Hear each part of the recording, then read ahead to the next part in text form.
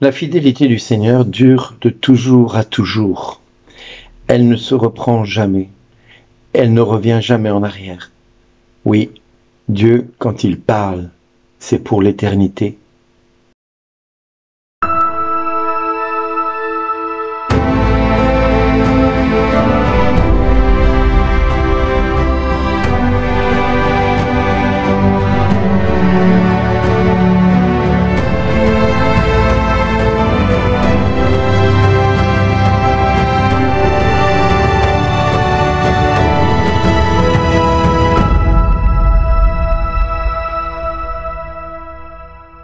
Aujourd'hui, le message vous est adressé par Bernard Dill. Bonjour mes amis, la parole du Seigneur est éternelle. La parole du Seigneur est d'une fidélité sans commune mesure. Quand Dieu parle, il n'a pas une parole d'homme, il a réellement une parole de Dieu.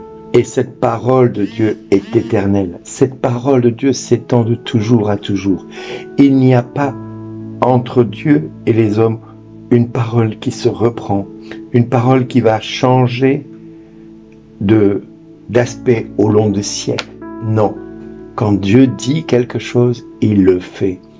Et il ne reprend jamais sa parole. Pourquoi je dis ceci ce matin ? Parce que Dieu, dans les textes de ce jour, nous rappelle sa fidélité. Depuis avant qu'Abraham ne fût, il était là, il a choisi Abraham, il l'a fait sortir de son pays, il l'a conduit jusque là où il voulait le conduire, et puis de là, il l'a amené à s'établir au-delà de l'Euphrate, et puis il l'a installé en terre de Canaan, il a multiplié sa descendance, il lui a donné Isaac, puis de Isaac, il a donné Jacob et Ésaü, et puis de là est descendu tous les enfants de Jacob jusqu'en Égypte, et puis après, il a fait sortir Moïse et Aaron d'Égypte.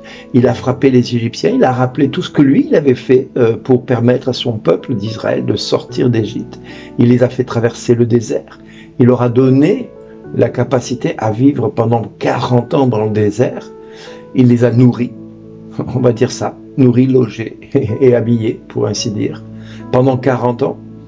Et puis ensuite, il les a introduits dans le pays des Amorites. Il les a fait passer au-delà du Jourdain. Ils ont fait la guerre avec Dieu et Dieu leur a fait gagner les guerres puisqu'ils ont pris toutes les batailles qu'ils ont eues et Dieu leur a livré entre leurs mains tous les peuples qui étaient contre eux. Ils ont fait la guerre à de nombreux peuples et ils ont tous gagné. Il a envoyé vers eux des frelons, ils les ont chassés comme des Amorites. Il n'y a pas eu 2 peuples qui ont eu gain de cause sur eux. Jamais.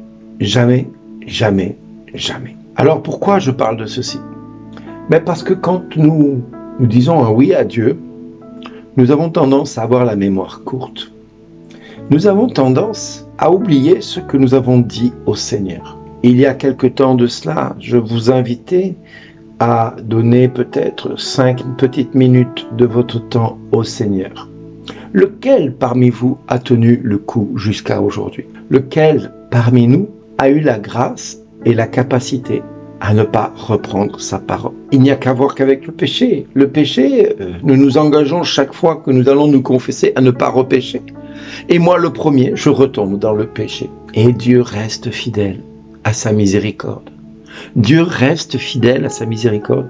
Et chaque fois que je revais le voir et lui demander pardon pour mes péchés, lui, dans sa fidélité éternelle à sa parole, où il est lent à la colère et plein d'amour, sa miséricorde est sans faille, il me repardonne à nouveau, et il me repardonne à nouveau, et il me repardonnera tout le temps, malgré tous mes oui qui sont parfois tout petits.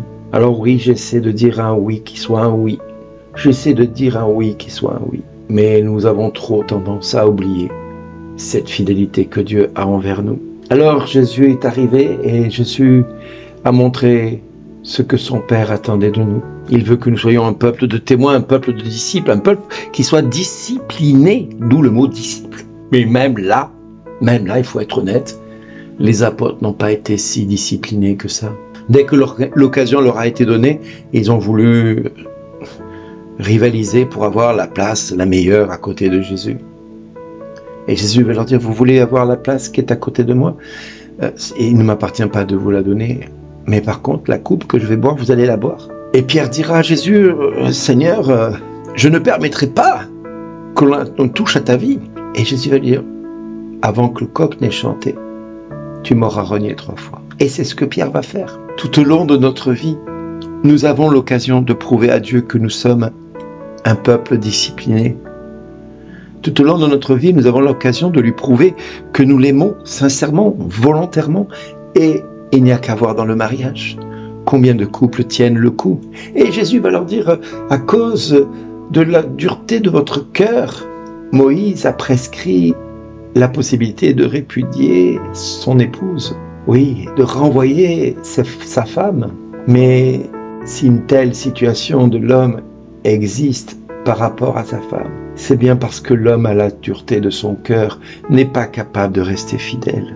Et il prend l'exemple de ceux qui vont commettre l'adultère. Parce que l'amour d'un couple, c'est une fidélité au-delà de la mort. Ce que Dieu a uni, que l'homme ne le sépare point. Alors, quel que soit le travers que nous ayons, quelle que soit la capacité à être fidèle, n'oublions jamais que lui est fidèle. Et allons le trouver pour nous repentir de nos péchés. Allons le trouver pour que lui vienne effacer de nos cœurs tout ce qui a conduit nos vies à rompre l'alliance que lui a établie avec nous. Ne commettons pas l'adultère. N'allons pas voir d'autres dieux. Ne nous tournons pas vers d'autres dieux. Ne nous tournons pas vers d'autres idoles. Revenons de tout notre cœur à Dieu. Et lui, le fidèle par excellence, nous pardonnera à nouveau. Et nous dira à chacun, oui, j'entends ta repentance. J'entends que tu te repens de ton égarement. Va et ne pêche plus. Et merci d'exister.